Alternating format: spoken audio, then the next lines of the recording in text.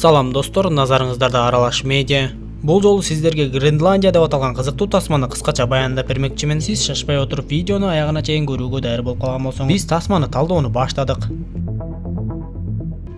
Тасманын башында эле Флоридада жашаган Джон Геррити аттуу адам менен таанышабыз. Ал өзү бийик имараттарды куруп иштеп, кесиби инженер проекттер болчу. Бүгүн Джон жумушунан эртерээк үйүнө кайтты. Анткени бүгүн достору конокко келмек эле. Джон үйүнө келип аялы менен сүйлөшүп жатканда биз ал экөөнүн ортосундагы мамиле анчалык жакшы эмес экенин байкайбыз. Алардын жалгыз баласы Нейтан атасына "Деги силер качан жарашасыңар?" дегендей суроо берет. Анда Джон баласына бул үчүн бир аз убакыт керек экендигин айтып, анан да кандай гана болбосун биз үчөөбүз тең акыры бактылуу болобуз деп айтат. Ошол эле учурда Нейтандын оорусу бар экенин, ал дайыма дары-дармек ичип турушу керек экендигин билебиз. Ал эми сыналгыдан Жер планетасына жакындап келе жаткан Кларк кометасы жөнүндө тынбай жаңылыктардан айтып жатышат. Бирок ал жаңылыктарга Джон көп деле көңүл бура берген жок. Бир аздан соң Джон аялынын суранычы менен кем каршы нерселерди алуу үчүн дүкөнгө барыш керек болуп калат. Джон Нейтанды ээрчитип дүкөндө кыдырып жүрсө, анын телефонуна коңгуроо келип эле ал жактан кимдир бирөө сүйлөй баштайт. Ал жактагы маалымат боюнча Джондун үй бүлөсү кометанын соккусунан коргонуу үчүн куткарылуучулардын катарына кошулуптур. Анан да маалыматтын этегинде бул маалымат жашырылганы жөнүндө айтылат. Аны уккан Джон дароо эле шашылып, Нейтанды ээрчитип алып үйүн көздөй жөнөйт. Үйүнө кирип келсе, достору дагы келип калышкан экен. Үйдөгү адамдардын баардыгы сыналгыдан кометанын алгачкы урандылары жерге түшүп жатканын көрүп жатышыптыр. Бирок бийликтин эскертүүсү боюнча кометанын алгачкы урандылары океанга түшөт жана эч кимге коркунуч туудурбайт. Дал ошол учурда сырттан кандайдыр бир үндөр угулуп, Джон дароо сыртка чыгып барат. Сыртка чыгып, топ канаттуулардын үркүп учкандыгын көрүп, аңгыча болбой эле жел менен келген катуу толкун Джонго катуу сокку берди. Джон үйгө чуркап кирип, үйдөгүлөрдүн баардыгы сыналгыдан жанагы кометанын алгачкы урандылары океанга түшпөй эле кайсы бир шаарга түшүп, шаарды бүтүндөй тыптыйпыл кылганын көрүүгө болот. Аңгыча болбой эле Джондун телефонуна кайрадан коңгуроо келип, ал жактагы маалымат сыналгысынан дагы чыга баштайт. Анда Джондун достору "Эмне үчүн сен гана куткарылуучулардын арасына кошулгансың? Бизге эмне үчүн мындай маалымат келген жок?" деп сурашып, "А балким биздин сыналгыларга да маалымат келгендир" деп үйлөрүнө тарап кетишет. Убакытты көп создуктурбай эле Джондун үй бүлөсү керектүү оокаттарын жыйнаштырып, маалыматка ылайык аэропортту көздөй чыгып калышат. Алардын жолунан достору тосуп чыгышып, өздөрүн алып кетпесе да жок дегенде балдарын алып кетүүсүн суранышат. Джон башка балдарды ала албайт, анткени ал балдарды баары бир аэропорттун киргизбей коюшмак. Шаардагы тыгындарды аралап өтүп отуруп, акыры Джондун үй бүлөсү аэропортко жетет. Аэропортто болсо көптөгөн куралчан аскер адамдары, көптөгөн адамдарды тосуп турушат. Джондун үй бүлөсү бат эле маалыматта жазылган сыр сөздү айтып ишкерге киришет. Бирок аэропорттун ичине киргенде жагымсыз окуяга туш болушуп, көрсө Нейтан өзүнүн дары-дармектерин кол баштыгынан түшүрүп салган экен. Анда Джон дары-дармектер унаага түшүп калды болуш керек деп дароо эле артка жүрөт. Дал ошол учурда аскерлер текшерип, Нейтандын оорулуу экендигин билип калышат.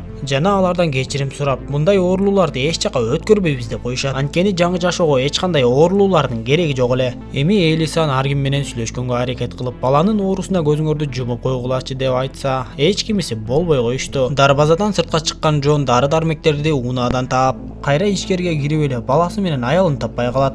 Анда Джон аялы менен баласын ар кимден сураштыра баштап, бир аскер адам Джонго баардыгы тең эле учакка түшүп жатышат, сиз деле түшө бериңиз деп коет. Анда Джон аялы менен баласы дарбазадан чыгып кеткенин билбей эле учактын ичине кирет. Ал жакта отурса, бир адам Джондун дарыларды кармап отурганын көрүп, "Сен бул жака кантип кирдиң? Оорулууларды бул жака киргизбей жатат го" деп айтат. Аны уккан Джон аялы менен баласы сыртта калганын түшүнүп, дароо эле сыртка чуркап чыгат. Сыртка чыга калса эле жанагы топ адамдары ичкериге күч менен кирип, ызы чуу башталып калыптыр. Май куюп жаткан адамга ок тийип, анын күйүүчү майы жерге төгүлө баштайт. Джон учактын ичиндегилердин баардыгына эскертип, "Баарыңар качып чыккыла, азыр жарылуу болуп кетиши мүмкүн" деп кыйкырат. Ал айткандай эле ызы чуунун этегинде жанагы учак жарылып кетти. Бул учурда Элисан Нейтанды ээрчитип кайра эле өздөрүнүн унаасына келишет. Дары-дармектер жок, Нейтанга да кыйын боло баштайт. Анда Элисан Джонго кат жазып, унаага чаптап коет да өздөрү дары-дармек издөө үчүн жөнөп кетишет. Бул учурда көчөлөрдө талап-тоноочулук да башталып калып, Элисан менен Нейтан бир чоң дүкөнгө киришет. Ал жерге куралчан адамдар да кирип, элдерди аткылай баштагандыктан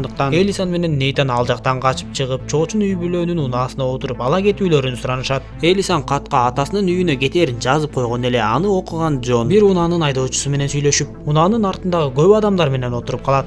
Ал жерден Джон бирөө менен таанышып калып, ал адам болсо Джондун колундагы учакка киргизүүчү билерикти көрүп калып, "Сенин кесибиң кайсы?" деп сурайт. Джон ага бийик имараттарды кураарын айтса, Ал адам Джонго бийлик кесибине карап адамдарды куткарып жатат. Менин апам дагы дарыгер болчу. Аны дагы куткарышып учак менен алып кетишти деп айтат. Анан да ал адамдын айтымы боюнча бийлик куткаруучу адамдардын баардыгын учак менен Гренландия аралына алып барып жер алдындагы бункерге жайгаштырышат экен. Ал эми алар сүйлөшүп жатканда жанындагы адамдардын баардыгы аларды угуп турушат. Ошол эле учурдагы жанагы Нейтан менен Элисан түшүп алган чоочун үй бүлөнүн унаасы бир жерден токтоп эле. Ал адам Элисандын колундагы бийлерикти көрүп калат да аны тартып алмакчы болот. Ал Элисанды күч менен жерге түшүрүп салат да унааны айдап кетет.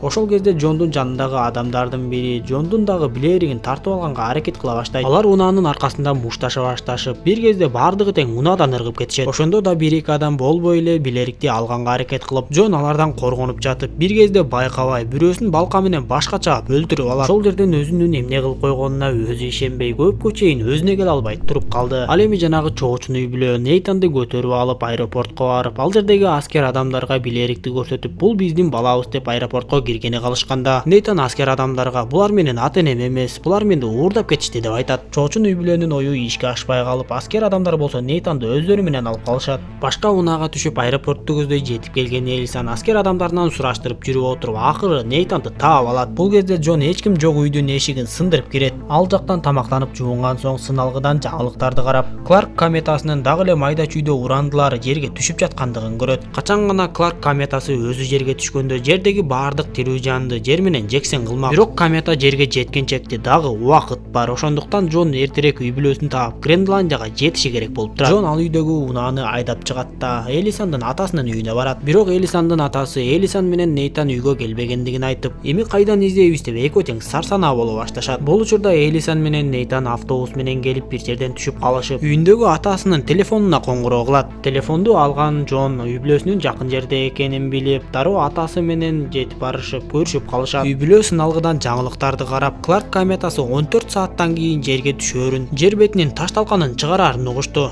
Джон үй бүлөсүнө керектүү оокаттарыңарды салыштыргыла деп айтып, биз адегенде Канадага барабыз. Ал жерде жөнөкөй эле адамдарды Гренландияга ташыган учкучтар бар. Биз аларга сүйлөшүп Гренландияга жетип алабыз деп айтат. Үй бүлө даярдана башташып, бирок Элисандын атасы мен эч жака кетпеймин. Эмне болсо да мен өз үйүмдү таштабаймын жана ушул жерде өлөмүн деп айтат. Атасын көндүрө албаган Элисан айла жок аны менен коштошуп жолго чыгышат. Жолдон Джон менен Элисан бири-бирин жылуу көз караштар менен карап, буга чейин болбогон эле нерселер үчүн урушуп жүргөндөрүн түшүнүшөт. Жолдо бара жатышканда аларга жүздөгөн майда кометалар түшүп, ар кандай кыйынчылыктарды баштан өткөрүп отурушуп, акыры аэропортко да жетип келишет. Көрсө аэропортто эң акыркы учактагы учканга камынып калыптыр. Джонго каршы болушса да ал болбой эле үй бүлөсүн алып учакка батып алышат. Ошентип акыры учак Гренландия аралына жетип үстүнөн учуп бара жатканда, кометанын дагы бир кичинекей урандысы жакын жерге түшүп, чоң толкунду пайда кылат. Учак кичирээк болгондуктан катуу силкинип, кыймылдаткычтары иштебей калат. Учкучтар болгон аракетин жасап, учакты акырын жерге кондурушат. Бирок алар мөңгүнү сүзүп токтогондуктан учкучтар өздөрү мерт кетишти. Джон жакын жерде чоң учактын конуп жатканын көрүп, учактагы элдердин баардыгын ошол жака ээрчитип жөнөйт.